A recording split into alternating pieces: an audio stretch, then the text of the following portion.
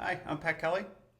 Okay, and in this problem, they give us these curves, y equals square root of x, and y equals 0, and x equals 3. And they actually ask us to do a few different things. This is a 4-part problem, and in this video, let's just look at part A. Each of the 4 different things they ask us to do, though, is to take that same region bounded by those 3 curves, and it's just going to be spun around a different axis of revolution. Okay, so for part A, we're going to spin it around the x-axis.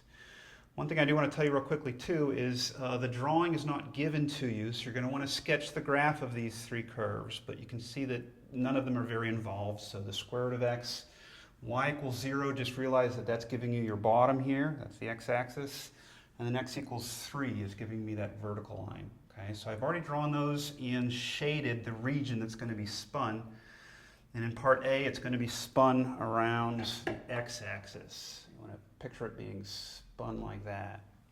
Okay, here we go. So what we've been learning is the disc and washer method. So in order to answer this question, I'd like to start with my formula.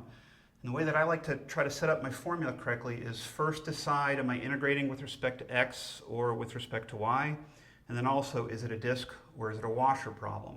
Those questions are answered by coming to your drawing and drawing your representative rectangle.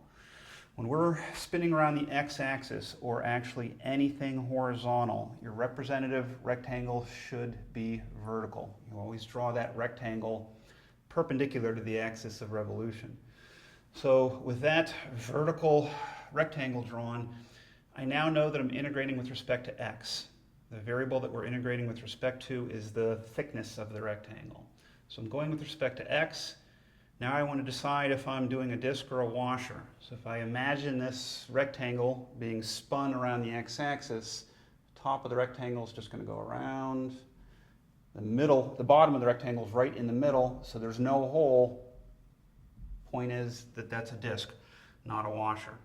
That makes me feel confident in setting up my formula, integrating with respect to x for a disc method. Pi integral from a to b. We only have the one radius as a function of x. That's squared dx. And then we'll fill in our particulars. This equals pi. And 2 of those particulars right off the bat are the limits of integration. The limits of integration come from the variable you're integrating with respect to. And I just need the lowest value of that variable and then the highest value of that variable. So I'm looking at my x's. I need the lowest value of x and then the highest value of x. In this problem, that's going to make me pause and just make sure I get those correct values. So the lowest value of x is going to come from right there, which is the intersection of a couple of these curves, but it doesn't really take even any algebra, I don't think, to realize that that's the origin, that 0, 0. And then the biggest value of x is right there. That's that value of 3. This point is 3, 0. And while I'm at it, I'm going to get that third corner point. It might not seem relevant now, but it will. So it will in the future. 3, and this comes from that y equals square root of x curve, so square root of 3 for that point. Okay, back to the formula. I did that type of work because I was looking for the lowest value of x and the highest value of x. The lowest is 0, highest is 3. Now inside the formula, inside the integral, we have that capital R. That's the radius of your disk. So I'm looking for something to represent right here, which comes from the rectangle right here, which comes from the height of that curve. That's this function. So I have the square root of x, but squared in the formula. Okay, now we actually get to do some integration. This equals pi.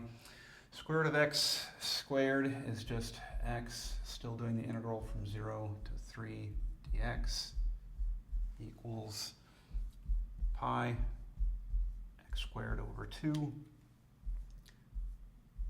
from 0 to 3. Pi 3 squared is 9 divided by 2. Subtract 0. It's like 9 halves pi. That's my final answer. Should be our answer for part A. I'll see you in the next video for part B.